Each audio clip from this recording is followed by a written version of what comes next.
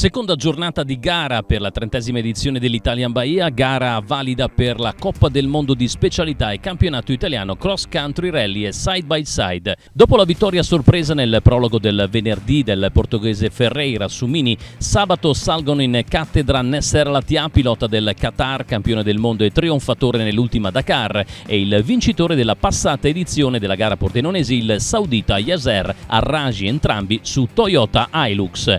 Nel primo passaggio del settore selettivo PASC di 131 km sui gretti dei fiumi Tagliamento, Cosa e Meduna, il più veloce è risultato Nasser Al-Attiyah con un vantaggio di soli 12 secondi su Al-Raji dopo 1 ora e 41 minuti di prove cronometrate.